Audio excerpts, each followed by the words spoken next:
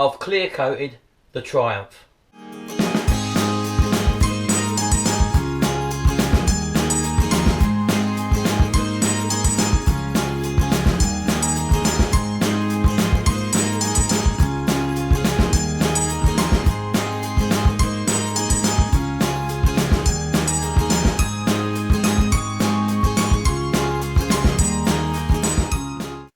Well, yesterday turned out to be quite a fine day. I was quite impressed with the weather.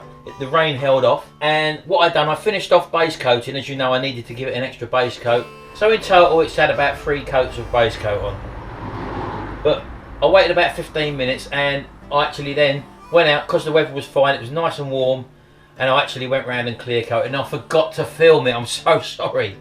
But I'll show you around the car now. But I'm going to be doing obviously more clear coating, because I've still got the bonnet to do, I've still got the boot to do, and I'm going to be fitting the doors and spraying them on the car. I was going to spray them separately, but what I'll do, I'll throw a sheet over the whole of the car and just cut out the areas, and once I've got the doors fitted and all that, I'll spray the doors in situ.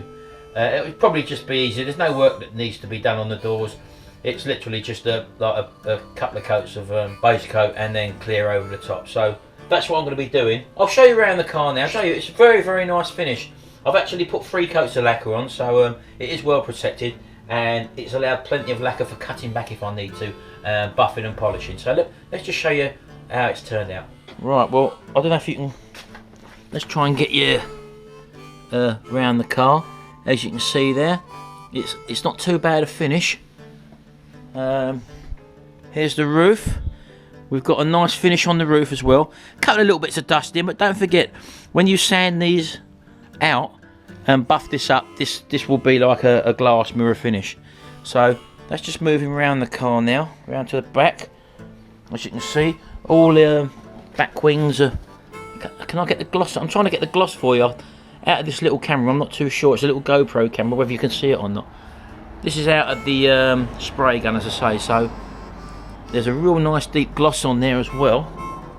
Let's go around to the other side.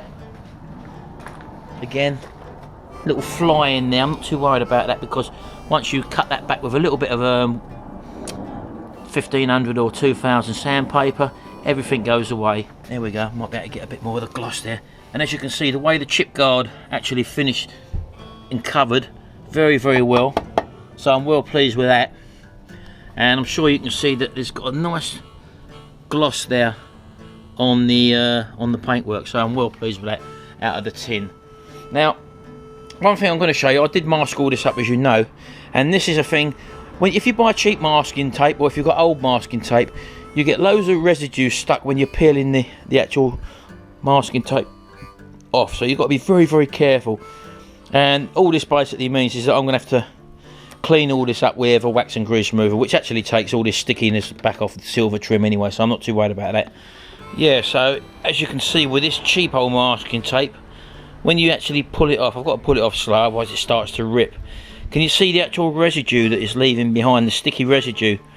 And it really is a nuisance. I've got it on some of the other parts of the car as well, obviously, where you probably see on that windscreen there, look, where it's all stuck on the windscreen there. But as I say, this is, you know, this can be a right nuisance when you're actually trying to get the car detailed and stuff. So this is just something to be aware of, and you've got to pull it slow because it starts to rip underneath like it's starting to do there.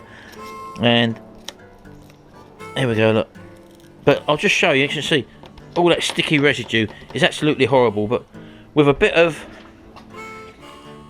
just a wax and grease remover, as you can probably see there, as you can see, look, that's all the stickiness along there. And if I just wipe that, look, comes off a treat. And the thing with wax and grease remover is with this paint, it's not going to damage the paint, so you don't need to use the thinners, which will actually start to mark the paint. This is just a normal wax and grease remover, what I clean the cars down with when I'm preparing for paint. So there you go, that's the old wax and grease remover there. As far as going around the windscreen, I was going to take the front screen out, as you remember me saying, but the problem I had is that I can't find a new windscreen rubber. So I've decided that with a bit of a clean on the surface, this actually cleans up pretty nicely. But what I actually did, I didn't just mask up to the edge of there with the masking tape. I actually lifted this up and I actually put some like cocktail barbecue sticks in there to raise that off the surface, and then I masked up. So basically you actually get some paint go underneath the rubber trim rather than up to it, so that's a more professional sort of finish basically. So that's what I've done there. So yeah, all the way around there I've got to as I say, find the insert for this. There's a manufacturer that makes inserts, because the other one is actually shrunk and it don't actually fit properly. It's not long enough anymore, so I've just got to find an insert to go around here in there.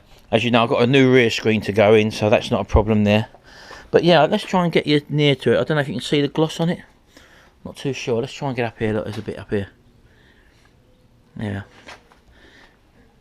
as you remember, I had a repair along here, and as you can probably see, it's actually basically gone under the lacquer now, so it's disappeared. And in total, yeah, I'm very pleased with the actual outcome of the car, and I think it looks very, very nice. The chip guard was really covered well, but don't forget, all this is under the bumper anyway, so I'm not really too worried about this. But yeah, we've got a nice finish on it. There we go. Look, I don't think it get any closer than that. Very hard to see. All the way around to the front. Let's go around to the front wings. As I say, everything's covered now. I don't know if you can see. It's more like a factory finish, really. I mean, I could leave it as it is, to be honest with you, and I may even leave it as it is. I may just go on with the cutting compound rather than flatten it off. But yeah, there you go. That's the finish we got on the Triumph Acclaim, and I'm sure that you'll agree it will be a whole lot better than what it was before. As far as the engine bay is concerned, and the front scuttle panel there, again, I've masked up certain things in the engine bay. Let's just take this label off here. Look, just keeps it looking original. As you can see, look, I've got the original badge there, which is which I've masked up. There we go. So when you actually pull back and I've cleaned all this engine bay, you'll see that it keeps its originality. So that's really what I was looking for there. And I did spray the top of these suspension turrets in as well. And as I say, I weren't looking for a top perfect job. The bottom line was that I wanted it to look very nice and presentable when you lift the bonnet, which it will do once all the other engine compartment parts are painted as well. So yeah, there we go. Let's get it down here. Look, there's a bit of dust in it, but I'm sure you'll see that it's not a bad finish at all. So yeah, this is just a little quick update vid. The paint has gone off now. I'm going to be leaving it a bit longer before I start cutting it back anyway. I'd like the lacquer to sort of really go off hard. But in the next video, what I'm going to show you is me actually fitting the doors, preparing the doors, and then we'll spray the doors, the base coat and the gloss, so you will see some gloss action anyway. So yeah, I'm very pleased with the way it's turned out. Just a little quick update with this one, and please leave your comments as well.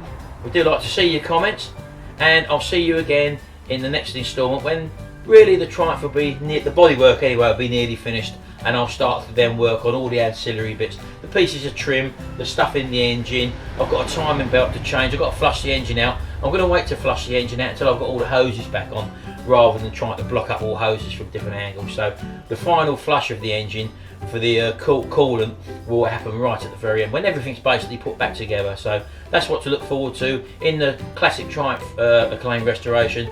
We'll see you again in the next video. Bye for now.